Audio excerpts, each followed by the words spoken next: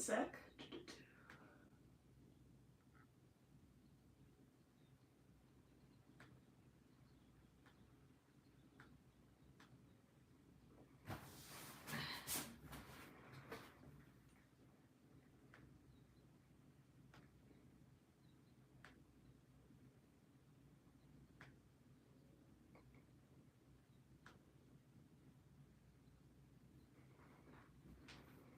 Okay. Hey, howdy, hey, y'all. Allison here. Sorry for some of the technical difficulties, y'all having to jump streams from one stream to another, but we're here now, and you can actually see yourselves over there. I had to like record on my phone because we were, like I said, we were having some technical difficulties. I was trying to connect it to my camera, but the cords were wrong and yada yada yada. One sec. It's so nice to see y'all. Welcome, welcome. I have to keep it down because the walls are very thin. Yeah, so let's just jump right into it, my dudes. Hi Allison, hey, hi me, hi, hello. Okay, so like, guys, life stuff has been like insane. So I moved to LA in January because my college has, I go to Emerson College. I'm a media arts production major, and my sorry, my school has this program where you can study for a semester in LA, and that's what I did. So I was in LA, and I did I was a full-time student, but I was also doing a 17-hour-a-week internship, which was a lot when you're doing like a full-time student and also working like that. And on top of that, I was working as a production assistant on the side. It was really cool stuff. I worked on a lot of really cool shows. Like first off, at my internship, I actually worked on a photo shoot with Emma Chamberlain. So that's cool stuff. I did get to meet her. I did meet Emma Chamberlain. It was funny. Our first interaction was, I said, "I like your shirt," and she said, "Thanks. Where's the bathroom?" So I was like, oh my god, we're already besties already. This is great. She was wearing a funny cat shirt. She was super cool though. It was a photo shoot promoting her coffee brand, and I got a free bag of Emma Chamberlain's coffee, and I got this little teacup that like an Emma Chamberlain teacup that it actually still has the lipstick mark from where she like sipped at it. I was like, it feels wrong to wash this off, you know. I don't know if that's weird or creepy, but I was like, this is a piece of like internet stuff, you know. I was like, that's kind of cool that there's like an authentic lipstick stain on it, from Emma Chamberlain. But she was super cool, super nice, really fun to work with. I also worked on. So what happened was my dad, he was at work, and he does not work in the film industry. He doesn't do any of that sort of stuff. But my dad, he was at work and he was talking about how, oh yeah, I have this daughter, she's in LA, she's in the film industry, and one of his coworkers was like, I have a brother in LA in the film industry. He's a assistant director, a first AD. And he was like, I should give you his number and she should get into contact with him. And my dad told me, I was like, yes. So I called this guy. His name's Craig, super cool guy. And we talked for like an hour. It was really cool. It was really, really cool. We got along great. And I was like, hey, do you have any upcoming projects that you could use a production assistant for? And he was like, yeah, actually, we're doing this promo shoot for Fantasy Island season 2. I was like, oh, that's a big name thing. I've heard of that. So basically, I ended up PAing on this promo for Fantasy Island. It was super duper cool. And then towards the end, on the last day of shooting, we actually, well, first off, while we were shooting, I met this guy. He's in the art department. So he does like a lot of props, sets, stuff like that. He's in the art department. And we hit it off, and now he's my romantic interest. He's like, I couldn't believe it. I met this like hot, quirky film nerd while I was there. So that was super cool. But anyways, on the last day of shooting, at the end of the day, Craig got a call from the production manager on something that he was shooting the next day. It was a Nickelodeon show. It's actually for Noggin, which is like for like below Nick Jr. age, you know, like it's like the straight up baby stuff. But it's for straight babies, my guy. But it was this noggin show for Nickelodeon that they were like, hey, well, one of our PAs, you know, had like a COVID exposure. We need like a new PA stat. And so Craig was like, Allison, you free tomorrow? And I said, are you free tomorrow and for the day after? I was like, yes. So I ended up PAing on that too the next day, for the next 2 days. So it was this show for Noggin. It's called School of Yum. It's like a cooking show for young children. But well, the coolest part of that was they had a special guest star, a guy who his name was Drew. I forget his last name, but he worked with the Muppets. He has like a long history working with the Muppets since the 90s, and I am a huge Muppets fan, so I was geeking out so hard. We had so many awkward interactions because I was just geeking out. So that was really cool. So I went from a Fantasy Island promo to a Nickelodeon show to and somebody on the Fantasy Island promo, she was a COVID compliance officer. She was the production manager on something else. And so she saw me working on that, and so she reached out to me over text and was like, hey, I saw you on that Fantasy Island shoot. You seem really cool. We're shooting this promo for Planned Parenthood next week. We could, you know, we'd love to have more women on the crew, you know? And I was like, yes, I would love to PA, that's short for production assistant. I was like, I would love to PA on that. Yes, please. So what happened was I ended up PAing on that also. It was a Planned Parenthood promo, which was super cool. By that point, we were coming up on finals week, and I was like kind of exhausted because it was like I was simultaneously being like a full-time student, you know, working an internship 17 hours a week, and also PAing a couple days a week on the side. So I was pretty exhausted and brain dead, and finals were coming up, so I was especially brain dead. But it worked out. I had a couple of goofs and blunders that were quite embarrassing, but it worked out great. It worked out great, and I'm super happy with that. Hello, Sage. Great to see you, friend. Yo, guys, Sage in the chat here has been with us for like forever, so shout out to you, my friend. But what else? Oh, there's so much in my life going on. It's insane. Anyways, I finished this semester. So a month ago, and I haven't had any PA gigs for the past month, but I have most of June booked now. I'll talk about that in a sec of what I'm going to be working on in June, because there's a lot of very exciting stuff. Very exciting stuff. But the past month, I didn't have any gigs going on, and school had finished up, and I was like, wow, free time, what is this? So I spent that time working on this screenplay for a feature film that I've been writing. I started writing in January. Oh, thank you. You are one of my favorite channels. Lol, sorry I haven't been on recently. Life's been crazy. I understand so much. 1 second, I need to get my water.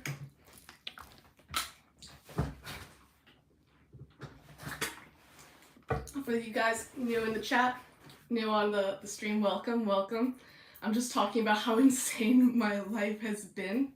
Anyways, so after 3 major PA gigs that I did in a row during finals, yeah, that's right, hydrate or dihydrate, my dudes. So after 3 major gigs in a row, I finished the semester, and then I had like nothing going on. It was weird. I was like, what is this free time? So I finished up this screenplay that I've been working on for a long time. I started writing it in January. It's a comedy, and I'm actually very proud of it. I think the biggest fan of it would be Peyton. She loves it. She's a big fan of it. It's a comedy about a family of dysfunctional mermaids. It's called A Tale's Tale, A Mermaid's Tale. My brother Alex came up with the title, and I just think it's the silliest, goofiest, dumbest title ever. Because we were talking about titles for this movie, and I said that there's so many mermaid movies that use the pun of a tale's tale, and they all act like they're so original. They're like, oh, I'm gonna make a mermaid movie. What should I call it? How about a tale? How about a mermaid's tale? You know, like that's, you know, a mermaid's tail. I'm like, wow, how original. And my brother was like, a tail's tail, a mermaid's tail. And I was like, that's so silly. I love it. It's because the movie, in a lot of ways, it's like a parody of mermaid movies. It's like lovingly poking fun at the tropes of mermaid movies. Because I love mermaid movies. I love mermaid movies. I grew up with them. So, yes, the chat agrees with me. A tail's tail, a mermaid's tail is like the goofiest, best title ever. So I have full credit for that title goes to my brother Alex. Shout out to him. I love him. Anyways, the movie, I'm super excited about it. It's kind of like, picture The Incredibles but with mermaids. That's the closest I can come to explaining it. I don't really have a log line for it. In the film industry, a log line is basically like a one-sentence description of what it's about. For instance, this will become an inside joke, I can tell. Well, yeah, totally. Like I said, Peyton is a huge fan of it, and she's fully convinced that I will make this someday, and I guarantee, and I will make this. This movie will become a thing, coming to Netflix, Hulu, Amazon Prime, whatever. Just wait. You'll see a tail's tale, a mermaid's tale, written by Allison at some point in time. Anyways, so a log line is basically like a one-sentence description of what a movie's about. So, like, for instance, like Elf, you know the movie Elf with like Will Ferrell? The log line for that movie is, a Christmas elf goes to New York City to find his long-lost father. Boom. Instantly, you know what it's about. You got kind of a sense of the vibe. That's like a silly movie that's also about like family. It's like a fish out of water kind of movie. Instantly, you know what it's about and you get a sense of the vibe. But A Tail's Tale, A Mermaid's Tale does not. It's kind of a complicated movie. There's a lot of like different plot lines going on, so it's hard to explain what it is, but the best description I can give of it is you got this family of mermaids, consisting of like the deadbeat dad, the mom who puts too much pressure on the kids, and you have these twin daughters who are teenagers, fraternal sisters. And, you know, you have the golden child and the disappointment child. But then they discover that the disappointment child is a mermaid and the golden child isn't. So out of everyone in the family, the only one who isn't a mermaid is the golden child, who's like lived her entire life being like, I'm perfect, I'm better than my sister, I'm better at everything. You know, I love my sister, but no shade to her, but I'm better than her. But then she finds out that her sister's a literal mermaid and she isn't, and she's the only normie in the family. And so like everyone is kind of like, whoa, after that. And there's also a race of giant horseshoe crabs that are plaguing the Mer Society, and that's a thing going on. And there's a mad scientist involved, and Sage says, I'm somehow both the golden child and the disappointment child. Yeah, that's kind of how I wrote it. I like, the two sisters kind of represent two halves of my personality, especially more so when I was like a teenager, you know? Because on one hand, as a teenager, I was like an overachiever. I had great grades, I excelled in extracurriculars, I was really excelling, I was really thriving, but at the same time, I always felt like nothing I did was ever good enough, you know? Which is very like adolescent sort of feeling, particularly, you know, where you just want to please everyone, but you feel like you're pleasing no one. Only child paradox. I'm actually not an only child. I have a brother, like I said, Alex. But I can imagine that a lot of people who are an only child would feel that sort of feeling where it's like you're striving to be the best, but at the same time you feel like nothing you do is good enough. And so through the movie, I kind of explored both sides of that through these two sisters, you know? So on one hand, you have Brooke, who's like the disappointment child, who discovers she's a mermaid. And she's kind of having this identity crisis because once she joins the Mer Society, she's like thriving. She's doing great. And she's, life is really good for her. And so suddenly she's like, wow, you know, like I'm finally finding myself here.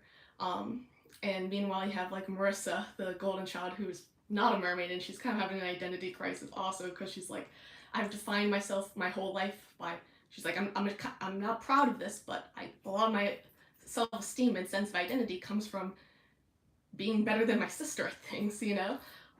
So she's having an identity crisis too, so because she's like, if I'm not the special child, then who am I, you know?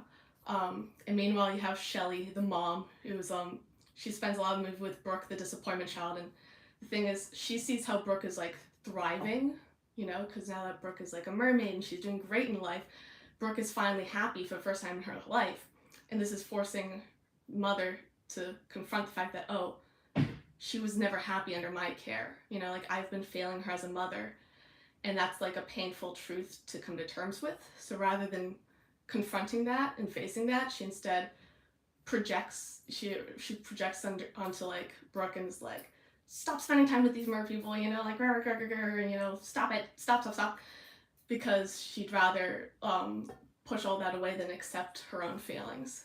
And it's and meanwhile you have Denny, the deadbeat dad, who's like, he's like bonding with Marissa, and he has like this whole like redemption arc going on. And there's a lot of action in it, lots and lots of action. Thing about me is like, for me it's really easy to write like quirky, weird dialogue, but action, like I struggle with that a lot. But there's a lot of action because there's these giant horseshoe crabs. This race of giant horseshoe crabs. And the thing is, in real life, horseshoe crabs, completely harmless, the sweetest creatures you can imagine. But in this story, they're very big and very evil and very deadly. But real life horseshoe crabs are completely chill. Yeah, Denny is an amazing name. I agree. I just think Denny is such a funny name. You know, like Dennis, you know, like I can picture a grown man named Dennis, but Denny, like when I hear Denny, I think of two things. I think of Denny's the restaurant, which is like notorious for being kind of like a trashy restaurant. And I think of Denny from The Room, and The Room is, you know, an infamously so bad it's good movie. So I have very humorous associations with the name Denny. I'm not sure how you're so creative, but you need to spare just a crumb of it. Oh, thank you, I appreciate that a lot. But, and in the story there's also a mad scientist named Dr. Gooberman, because he's a goofy goober. And there's this crab hunting squad. They're super fun characters. You got like Valonia, the team leader, and she like speaks with like a transatlantic accent. She's like, "Baka buckaroonies." She says, I think there's one line that Peyton and I, we've read this together, and I've never seen Peyton laugh so hard in my life. But Valonia has this line. My laptop's not working right now. Sorry, I was gonna pull it up. But there's this line that Valonia has that's like, quit your buzzing, cousin, this dame's a hero. And she's like, so put a cap on your snap before I turn you belly up like this here crustacean. It's the quit your buzzing, cousin. And that Peyton just lost her mind over that. She was dying. Quit your buzzing, cousin, this dame's a hero. So put a cap on your snap before I turn you belly up like this here crustacean. It's a very silly line, and I love it a lot. His dormitator, he talks like a frat boy. He's like, man, I go the distance, man, the distance. Gulfweed, medic, he talks really fast and is nervous. He's like, hello, I'm Gulfweed, I'm the medic, that's my thing, that's what do you do, yes. Coralina, weapons expert, and she's very deadpan, she's like, stab him, and like, that's like her thing. And Albacore, the crab expert, who's like the know-it-all. It's like a really fun group of characters. And then the two best characters in the story are Burbot and Turbot. They're the Mer Police. The Mer Police, and they're like so funny because their whole like shtick is that like they're big tough bro guys, but they also are like really, really supportive of each other. Like the movie literally opens with like Burbot and Turbot, the Mer Police, at the Mer Police station, and they're like, hey Burbot? Yes, Turbot? I appreciate you. Well, thanks, I appreciate you too. I love working here at the Mer Police, where, you know, we get to, everyone else is busy fighting the giant horseshoe crabs, but we get to kick back, relax, talk about sports. I love sports. Me too. Sports are fun to watch, talk about, and participate in. That's so true. Did you hear the Mer leader's speech yesterday? No, what did he say? He says he likes sports too. Wow. Life is full of tiny miracles. And it goes on for a little bit longer, but like there's another scene where like they crash a car into a stop sign and they're like, "Are you okay? Yes, I'm okay. Are you okay? I'm okay. Thanks for asking if I'm okay. I really appreciate that how much you care for me. Oh, thanks. I appreciate that you appreciate that I care for you and that you care for me too. Thanks." Man, crashing with airbags makes crashing such a better experience. Yeah, it truly does, Turbot. Like, that's just how their dialogue goes. And it's really funny. And at the end of the movie, we have the reveal that they're in love with each other and they kiss and they start dating, and it's really cute. Because I think a lot of the joke there comes from the idea of like, you know, they're a couple of bros, but like blurring the line between being like really close friends and like, dude, are they in love with each other? And like it's like unclear, and we blur the line. And at the end, I don't queer bait. In this house, we do not queer bait. So at the end, they confess their love for each other. They're like, "Hey man, just in case we die in this, I love you. Oh, bro, I love you too. No, bro, I mean like I love you, and I love you too. No, I mean like full homo, bro. A full homo. I love you, full homo. Dude, me too. Wait, what? Really? Yeah. And then they kiss, and it's beautiful. So that's Burbot and Turbot, the Mer Police. We lost a lot of viewers there. Sorry. Guess you guys don't want to hear about my Mer Police. Me and my Mer Police. Anyway, so that's A Tale's Tale, A Mermaid's Tale, coming to a theater near you. Crashing with airbags makes crashing a better experience. Will become a meme in my friend group. Oh, thank you. I appreciate that. That makes me feel good. But yeah, it's a super fun movie. I'm really excited about it. But coming up, I have some more exciting PA gigs. So first off, I interviewed at SAS Studios, movie studios, which is like one of the biggest production companies like in the world. It's like heavy duty stuff. Like they made like one second, let me like pull up the list here. If my laptop will turn it was turning on, but then I turned it off because I thought it was already off. Anyways, it's coming back on. SAS Studios is like the big leagues. It is like big Papa Daddy stuff. And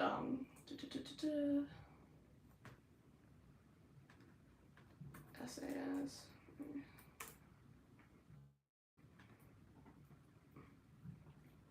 So they've made movies like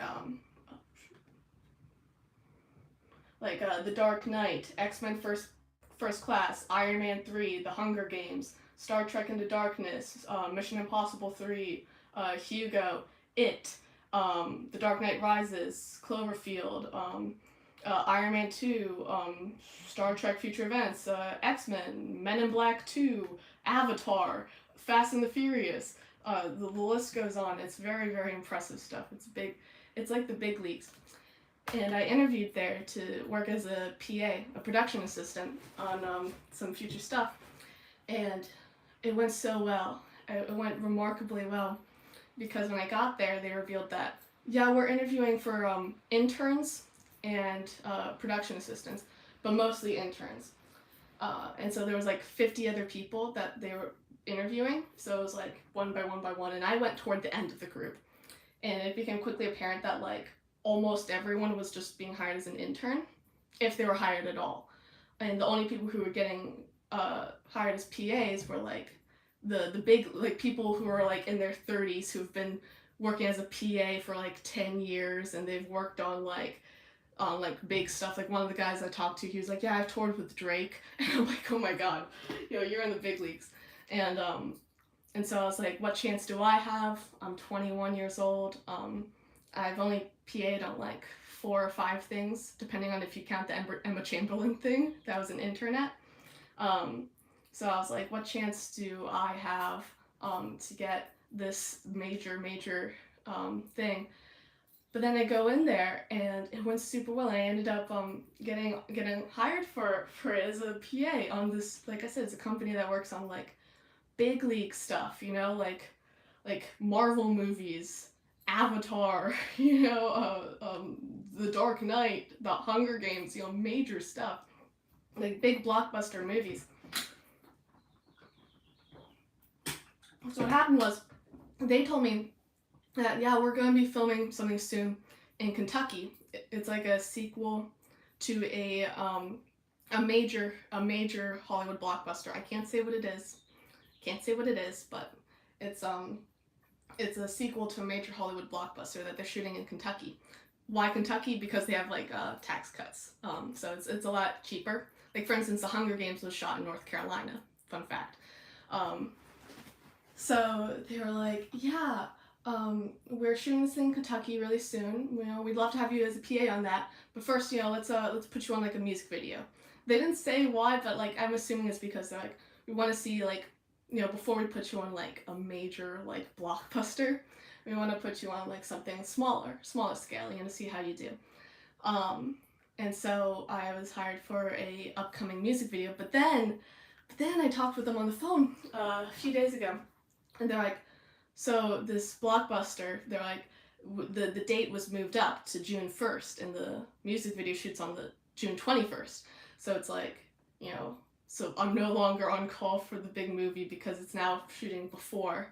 So yeah, that's too bad, but it's okay. It's okay, guys. It's still fine because I'm still lined up to PA on this music video for like a major production company. So if that goes well and they like me, then they'll hire me for future things and I can work on other blockbusters. So that's really exciting stuff. I'm also going to be PAing production assisting on a short film on in mid-June. So that's going to be cool. And also, now this is also a really cool thing. So there's this documentary that's actually been shooting for like half a year at this point. You know, they said that by the end of a little less than half a year. They've been shooting for about 110 days, something like that. Because they said like by the end of shooting it will have been 120 days. But it's this documentary, and I'm being hired as a PA for the last 10 days that they're shooting it, and it's a documentary. Can I talk about this? I didn't sign any NDAs. I did not sign any NDAs about this stuff, and I mean, this is all already very public, you know, but so I guess I can talk about it. Nobody said that I couldn't, and I didn't sign any paperwork, and like I said, this is all very public stuff. So it's a documentary about the first blind theater troupe. So there's this theater troupe in Los Angeles, where I'm living right now, and it's an entirely blind, like, I don't mean like blind as in like, oh, it's like a blind date or a blind interview. No, like I mean like actually like they can't see. A whole theater troupe where everyone in the theater troupe is blind, and they're putting on a musical about Louis Braille, the guy who invented Braille. And you can look this up. It's called it's like, my brain tells me the Braille story, but I know that's not right. It's not like Toy Story, but the Braille story. It's the Braille Legacy. Braille Legacy. I think that's what it's called. Yeah, that's what it's called. The Braille Legacy. So you can look that up. If you live in the Los Angeles area, their opening night is, I believe, June 24th and 25th. That's when they're going to be doing it. So if you want to see the first ever blind theater troupe, a whole troupe of people who are all blind and they're putting on a musical about Louis Braille, you can check that out. It's in Los Angeles, and like I said, a documentary is being made about this theater troupe, and I am PAing on it. So if you go to the show, there's a good chance you'll get to meet me and see me, and we can wave at each other and say, hello, friend. Hey, howdy, hey, y'all. Hey, howdy, hey, friend, y'all. Friend, y'all. What am I saying? So yeah, that's super exciting stuff. Am I right, my guys? Super exciting stuff. Now I feel bad because I feel like I've just been flexing this whole video, but I wanted to give you guys an update because you guys mean a lot to me, and I feel like I've been keeping secrets from you guys. A lot of exciting, fun stuff has been going on in my life, and I wanted you guys to know about it because we're all friends here. And what else? Oh yeah, Peyton. So she's gonna be visiting me in Los Angeles sometime soon. We're not sure when, but it'll happen. So you can look forward to us together again, together again. Gee, it's good to be together again. Dude, I had like a Muppet movie marathon, like, and I became like, my hyperfixations are weird. Like, I have like my baseline hyperfixation, which is Rick Riordan books. That's like my baseline hyperfixation. But then like I'll like jump around to other hyperfixations. And like some hyperfixations will last like a day, a week, a month, a year. You can never tell how long a hyperfixation is gonna last. But I hyperfixated on like the Muppets for like 3 months. It was wild. I love to randomly just become an expert on something. Not an expert, but like very knowledgeable on like something random, just out of nowhere. And I think one of Peyton's favorite and least favorite things about me is that where like she'll call me and she'll be like, who knows what's going to be the topic of discussion today. Who knows? It could be anything. I remember one night I called her and I'm like, Peyton, have you ever seen the movie Davy Crockett and the River Pirates? And she was like, what? And I just went off for like 2 hours rambling about Davy Crockett and the River Pirates. Because like I said, I just you can never tell what's gonna be on my mind. One day we called and I was like, I want to talk about Orson Welles, and I had like a whole like timeline thing of like the life of Orson Welles. Oh, have you read Daughter of the Deep yet? Also same for me, but with special interest. Yeah. Oh, Annabelle Fro's here. Hello, welcome to the chat. welcome. No, I have not read Daughter of the Deep yet. Unfortunately, I plan on it. We'll get there when we get there.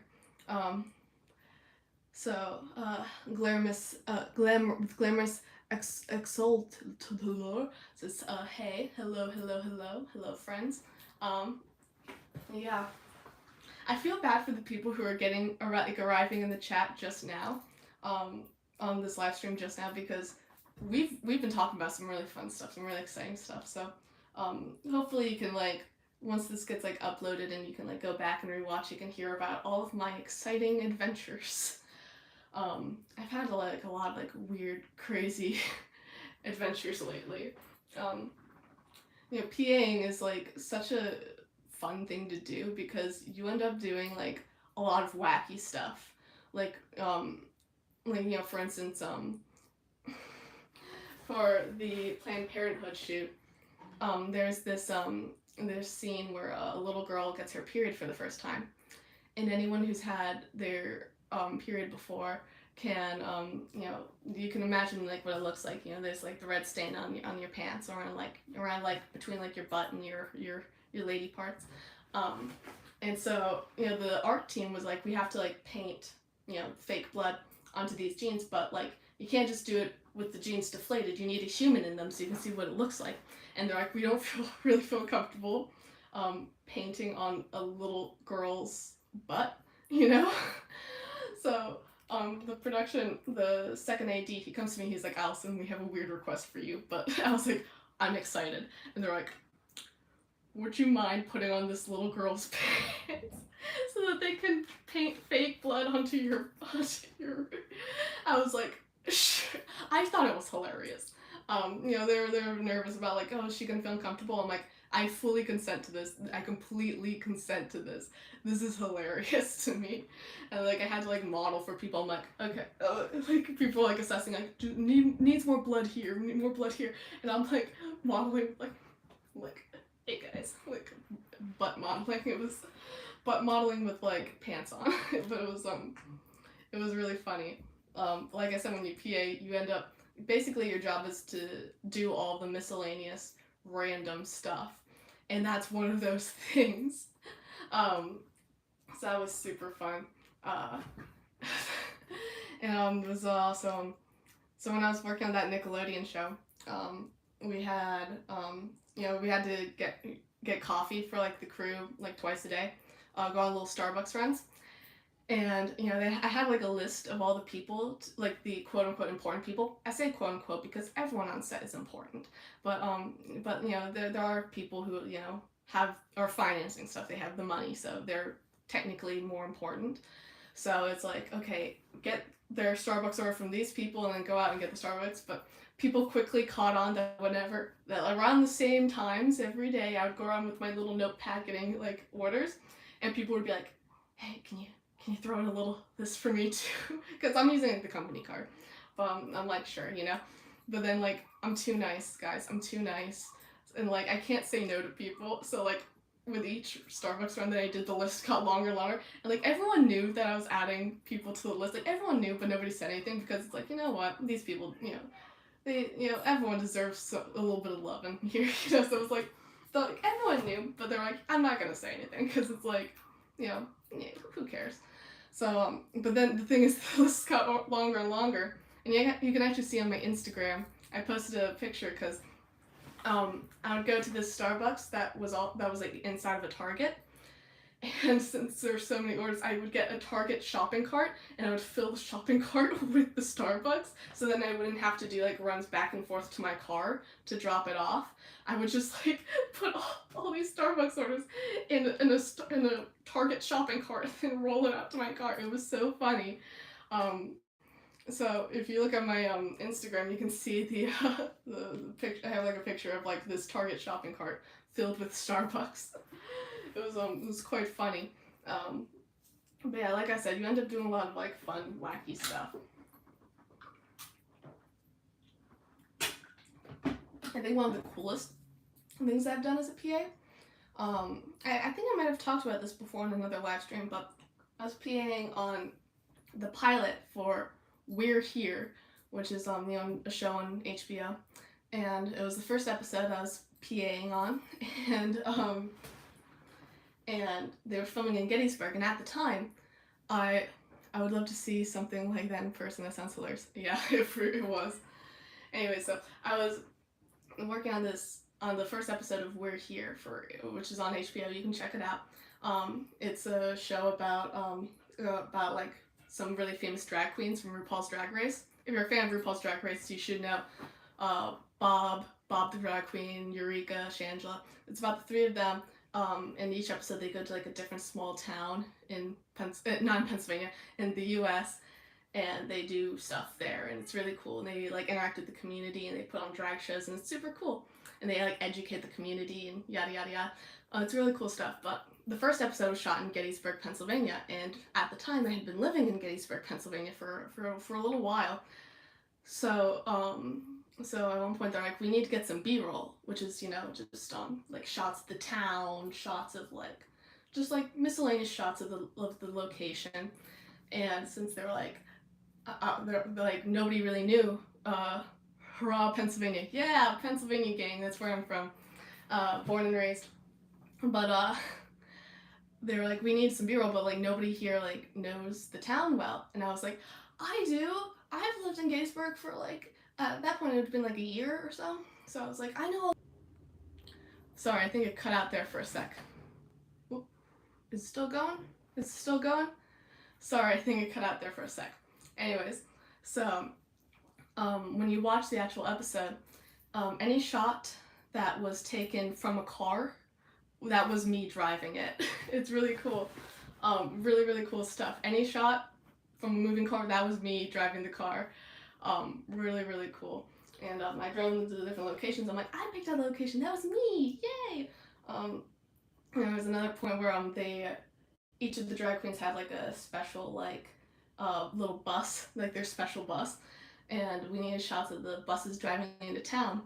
And so they had like the camera car at the front, and they had like the camera in the trunk with the trunk open, and I was driving the van, but then like one of the buses broke down, and they were having some technical difficulties, and we'd only rented out the streets to close for like an hour, so everyone was freaking out because like we haven't gotten the shots yet.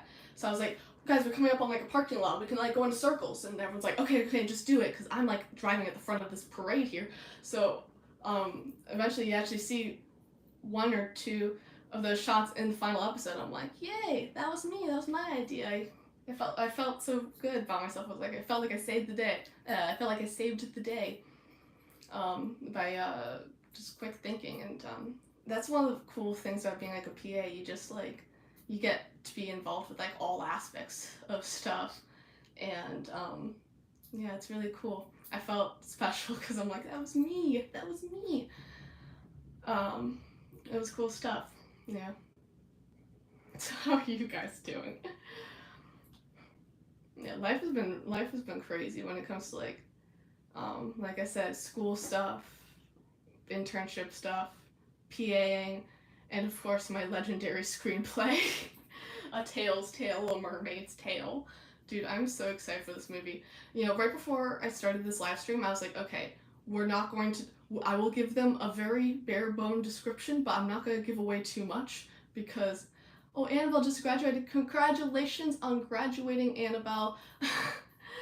Anyways, I was like, I'm not going to tell them too much about my mermaid movie because I don't want to give it away because people are going to steal it. But I was like, I couldn't help myself. I'm just too excited. I'm too excited about it. So yeah. What else? Lately I've been like really into like the Johnny Depp Amber Heard trial. Like once I finished the first draft of my Mermaid movie, I was like, okay, I need to take a break from all this writing because like I felt like I'd creatively like burnt out, and I needed to like take a break from it and like come back to it later with like fresh eyes.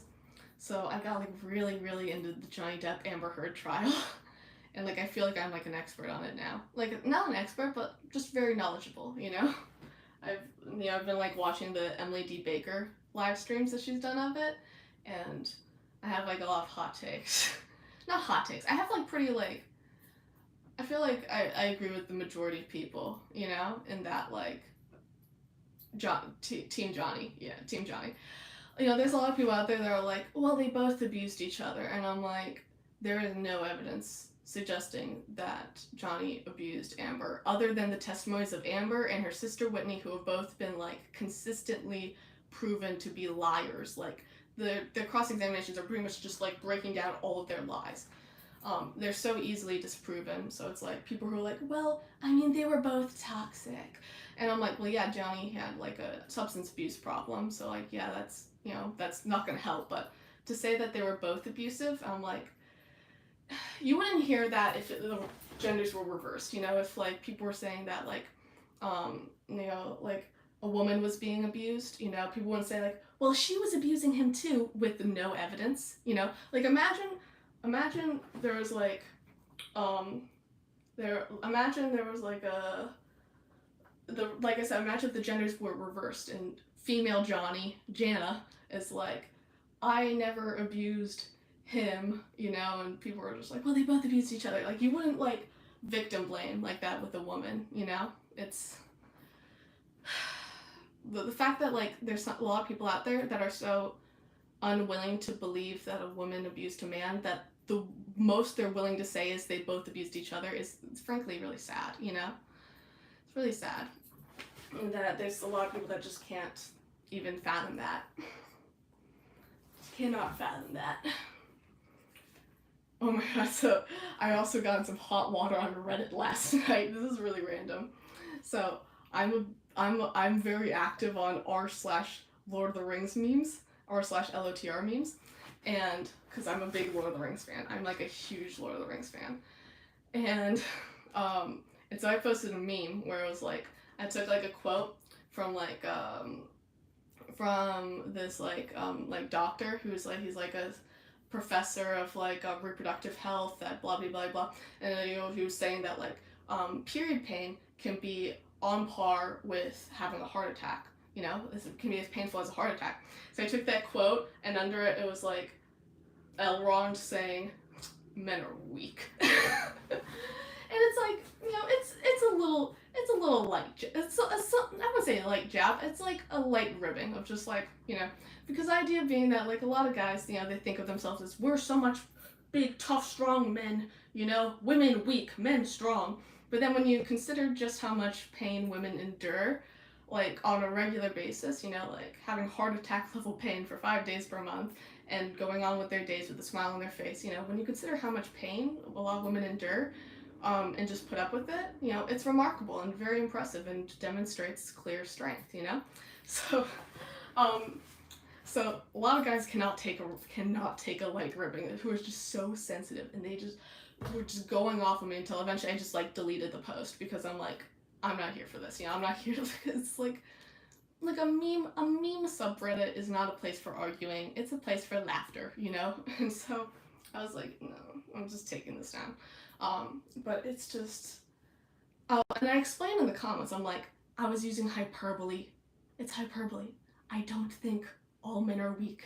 I don't think all men are weak. I don't. I was using hyperbole to make a joke. That's all, you know? That is it. It ain't that deep, Chief. Chill, you know? And people were like, well, imagine if somebody had said, like, women are weak. And I'm like, well, there's a difference between punching down and punching up, you know? There's a big difference between punching down and punching up. big difference, my guy. But, anyways, I love all the love in the chat. It makes me feel so good. It makes my heart happy, my guys. Yeah, that's one of the downsides of lately, is that, well, I've had, like, a lot of free time lately, in between, like I said, I have a lot of gigs coming up soon, but I, like, went, like, a whole month with, like, nothing. That's one of the things about, like, LA, like, working in the film industry. There'll be, like, stretches of time where, like, you're super busy, and then there'll be, like, a long stretch of time when you're doing nothing. And so I had, like, about a month where I was, like, just doing nothing. And so, like I said, I was able to finish my screenplay, or at least the first draft of it. And I was able to, like, have some me time and catch up on myself. But the downside is that, like, it's kind of lonely. You know, you get a little stir crazy. One sec.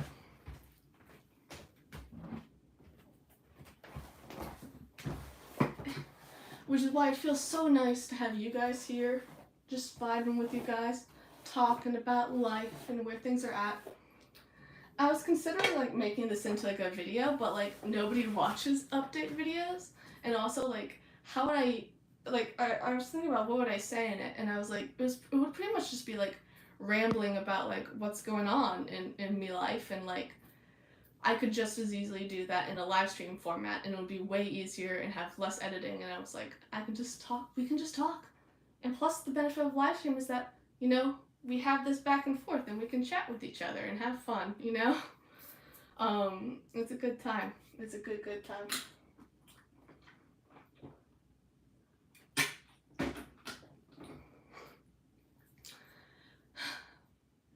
So, oh yeah, there's also the, a lot of fans of this channel have been talking about the upcoming Disney Plus, Percy Jackson series. Super hyped about that. I fully support the casting, you know, fully support them. All the controversy about that sort of stuff is stupid. So it's like, you know, just, it's okay, guys. It's okay. It's okay. It's okay, guys. Honestly, sometimes this community feels more supportive than my mom. Oh my god, that's so sad. I hope things get better for you, friendo. And what else? I think that should be about it. Unless you guys have anything else you guys want to, like, talk about. I'm kind of losing my voice right now, but, like, not bad, but I'm like, I don't know. I would have auditioned for Annabeth, but I have no talent. I would have if I was younger. I definitely would have if I was younger. What else? Yeah, like I said, if you guys have anything else you want to talk about, we can totally talk about that right now. Because we've only been going for 49 minutes, so it's not too long. It's not very long. What else? I could change the last couple letters of my name. Oh yeah, you could, Annabelle, and then you could get it. I love the casting. At first I was kind of on edge until I realized they were looking more for personality. Now I'm super excited. Yeah, that's the thing. It's like, I'm like, it's okay, guys. It's okay. It's okay if they don't look like they did in the book. I don't care if they look like what they look like in the book. More music. If I wasn't shy and trans, I'd probably have auditioned for Annabeth. Aw, Fiona. We all support and love you here.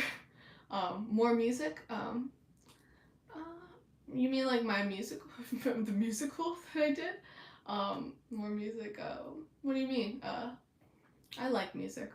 Music good. Music fun. Has anyone watched the Shadow and Bone show? No, I haven't.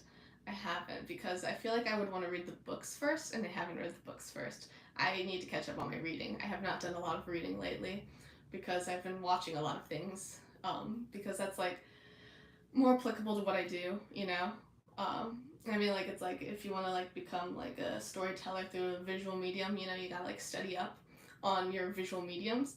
Um, and Yeah, it's like I think that's one of the big advantages I have when it comes to screenwriting. I think is that a lot of like I've peer reviewed for like a lot of friends who want to be screenwriters, and the thing is those sorts of people are big fans of movies but not big fans of books, and so they have like a lot of ideas for things in their head, but they don't really have the ability to articulate those ideas into words very well, you know, because when you read books, you get exposed to good writing a lot. You know, like word writing. You know, like writing with words, um, and so it's like, yeah, like a lot of these people, I'll like be peer reviewing for a friend, and it'll be like just just the worst writing you can imagine. Just like completely, some people are just like just unable to like convey their ideas into words because they're visual people, which is why they wanted to be screeners. There's a disconnect. You see what I mean? There's like a disconnect. If, let's say, you want to be a writer of novels, right? If you want to write novels, chances are you read a lot of novels, you know? You read a lot of novels and you're passionate about novels. And so you're able to kind of mimic the style of people you like and find your own sort of voice, you know? But people who want to be screenwriters are people who watch a lot of movies and really like storytelling in movies, but they don't read a lot of like actual reading. And in order to be a screenwriter, you have to be able to write, and you can't write well if you don't read a lot, you know? So I think that's one of my big advantages is that I watch a lot of movies and a lot of shows, but I also read. I'm a reader, so so I have like kind of an advantage with that, whereas I can convey ideas visually, but also with words, you know? Um, so that's fun. Except when it comes to action sequences, I'm not very good at those. I mean, I think my action sequences are passable, you know, but they're nothing to write home about. I'm a lot better at writing quirky, weird dialogue. um, yeah. What else? What else? Yeah, I think that's about it, my guys.